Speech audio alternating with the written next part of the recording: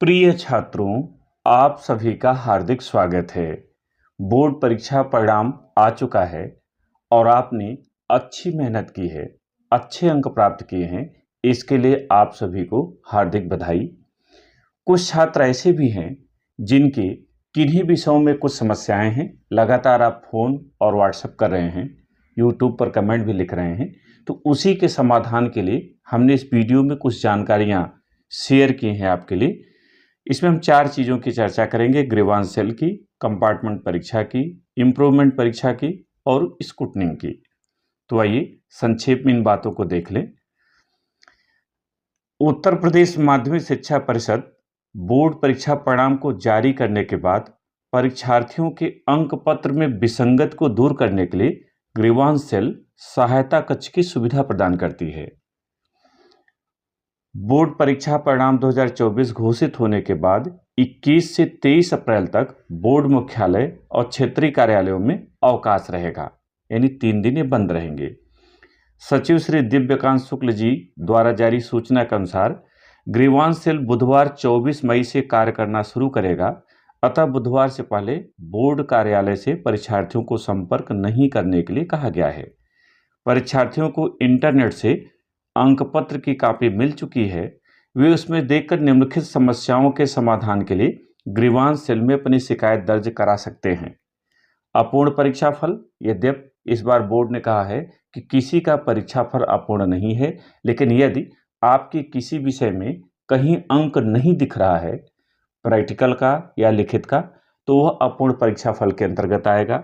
नाम संशोधन, जन्मतिथि संशोधन या विषय संशोधन, इनसे संबंधित कोई चीज़ें आपने विद्यालय में पहले की हैं किंतु फिर भी परिवर्तन नहीं हुआ है, तो इनसे संबंधित चीज़ों के लिए आप ग्रीवांस सेल में शिकायत कर सकेंगे। इन समस्याओं के निराकरण के लिए परीक्षार्थी को संबंधित क्षेत्रीय कार्यालय में साक्ष्य के साथ प्रत्यावेदन देना होगा। परीक्षार्थियों की शिकायत सही पाए जाने पर बोर्ड द्वारा उसका निदान किया जाएगा। ते रही ग्रीवांस सेल की बात, जो बुधवार से शुरू होगी। अभी इस समय 3 दिन का वहां अवकाश है। दूसरी बात है कंपार्टमेंट परीक्षा। अधिकतम 2 विषयों में अनुत्तीर्ण परीक्षार्थी ही कंपार्टमेंट परीक्षा दे सकते हैं। 2 से अधिक विषय में अनुत्तीर्ण परीक्षार्थियों को फिर से उसी कक्षा में पढ़ना होता है। हाई स्कूल के वे छात्र जो 2 विषय में अनुत्तीर्ण हैं, उन्हें कम से कम एक विषय में पास होने के लिए कंपार्टमेंट परीक्षा देनी होगी। उनके रिजल्ट में कंपार्टमेंट लिखा होगा। इंटरमीडिएट के वे परीक्षार्थी कंपार्टमेंट परीक्षा दे सकते हैं जिनके रिजल्ट में इस वर्ष कंपार्टमेंट लिखा हुआ आया होगा। यह व्यवस्था इंटर में पिछले वर्षों से लागू की गई है और कंपार्टमेंट में एक ही विषय में परीक्षा देनी होती है, अतः एक विषय में अनुत्तीर्ण परीक्षार्थी इसके पात्र होते हैं। इसकी सूचना बोर्ड कार्यालय के पुनः क्रियाशील होने पर बुधवार तक प्राप्त होने की संभावना है। यानी पूर्व में व्यवस्था थी, इस वर्ष रहेगी या नहीं, ये बुधवार को स्पष्ट हो जाएगा। कंपार्टमेंट परीक्षा के लिए बोर्ड द्वारा अलग से समय सारणी जारी की जाएगी और छात्रों को उसी के अनुसार आवेदन कर परीक्षा देनी होगी। फॉर्म आने की संभावना जुलाई के आसपास होती है। यूपी बोर्ड द्वारा समय सारणी जारी होने पर आपको सूचित किया जाएगा। अब आइए बात करें इम्प्रूवमेंट परीक्षा की। इम्प्रूवमेंट परीक्षा देने वाले परीक्षार्थी ध्यान दें, यदि इसमें जो अंक आपको मिलेगा वही अंक पत्र में लिखा जाएगा।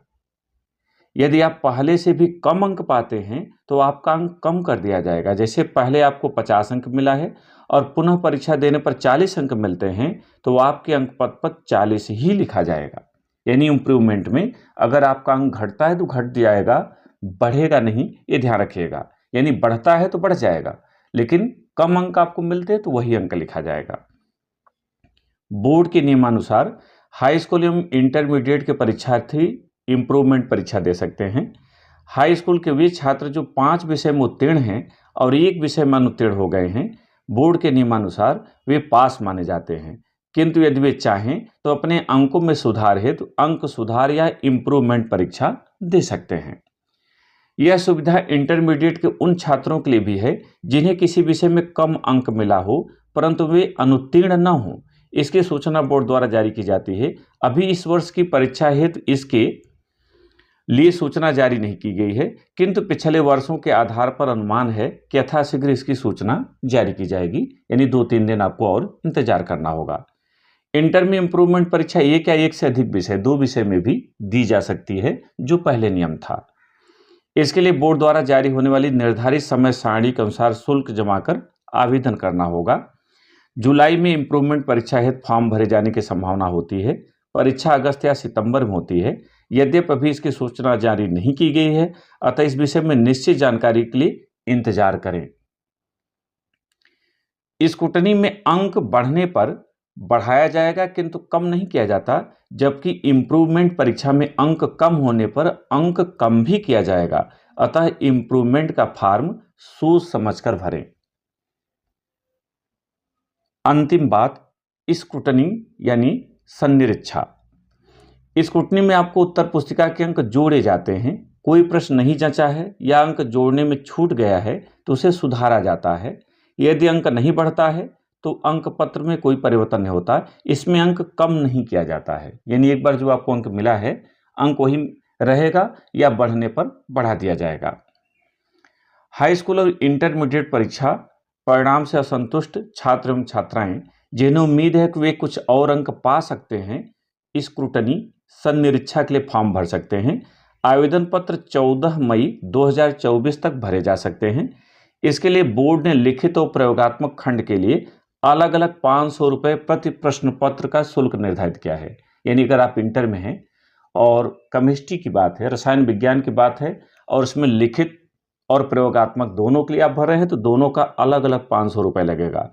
या प्रयोगात्मक में अंक नहीं चढ़ा है, लिखित में चढ़ा है, तो प्रयोगात्मक के लिए केवल 500 देकर आप प्रयोगात्मक के लिए आवेदन कर सकते हैं। जितने विषयों में करेंगे सबके लिए 500 लिखित तो 500 प्रैक्टिकल, दोनों के लिए अलग अलग हैं। एक चीज के लिए कर रहे हैं तो एक ही चीज का आपको शुल्क जमा करना होगा। शुल्क चालान के माध्यम से राजकीय कोषागार में जमा करना होगा। तत्पश्चात upmsp.edu.in पर आपको ऑनलाइन फॉर्म भरना होगा। प्रिंट आउट के साथ चालान संलग्न कर सभी संलग्नकों सहित अपने विद्यालय के प्रधानाचार्य जी से अग्रसारित कराकर रजिस्टर्ड डाक से बोर्ड के संबंधित क्षेत्रीय कार्यालय को भेजना होगा। ऑनलाइन माध्यम से या साधारण डाक से या कोरियर से भेजा गया आवेदन स्वीकार नहीं होगा, इसलिए आप रजिस्टर्ड डाक से ही रजिस्ट्री करके ही अपने प्रिंट आउट को चालान और सभी संलग्नकों सहित भेजें। आइए स्क्रूटनी हेतु जारी विज्ञप्ति पर एक निगाह डाल लें, जिसे बोर्ड ने जारी किया है। कार्यालय सचिव माध्यमिक शिक्षा परिषद उत्तर प्रदेश प्रयागराज द्वारा विज्ञप्ति जारी की गई है और इसमें स्पष्ट किया गया है कि 2024 के हाई स्कूल एवं इंटरमीडिएट की परीक्षा से संबंधित उत्तर पुस्तिकाओं की सन्निरीक्षा हेतु ऑनलाइन आवेदन पत्र स्वीकार किए जाने की अंतिम तिथि 14 मई 2024 है। सन्निरीक्षा हेतु शुल्क 500 रुपये प्रति प्रश्न पत्र की दर से लिखित एवं प्रयोगात्मक खंड हेतु अलग अलग पृथक पृथक निर्धारित है। सन्निरीक्षा से संबंधित आवश्यक निर्देश परिषद की वेबसाइट upmsp.edu.in पर उपलब्ध हैं, यानी माध्यमिक शिक्षा परिषद की वेबसाइट पर सारी बातें आपको उपलब्ध होंगी। इच्छुक अभ्यर्थी आवेदित विषय हेतु निर्धारित शुल्क चालान के माध्यम से राजकीय कोषागार में जमा करेंगे। तत्पश्चात ऑनलाइन फॉर्म भरेंगे।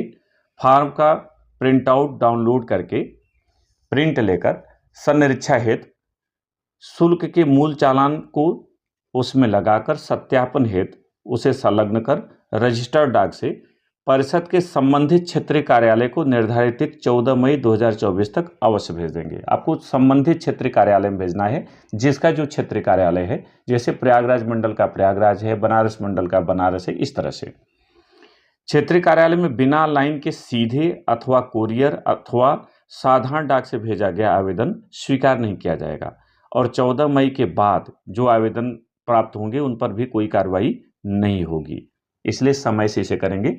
ये शुरुआत हो जाएगी सोमवार मंगलवार से, बुधवार के बाद आप ये आवेदन कर सकते हैं। सहजता रहेगी। आपको यूपीएमएसपी पर लिंक भी दिखाई देने लगेगी, क्योंकि लिंक जब जनरेट होती है तो थोड़ा समय लग जाता है दिखने में, इसलिए तुरंत जाने पर आपको दिक्कत हो सकती है। ये सचिव दिव्यकांत शुक्ल जी की ओर से आया हुआ है।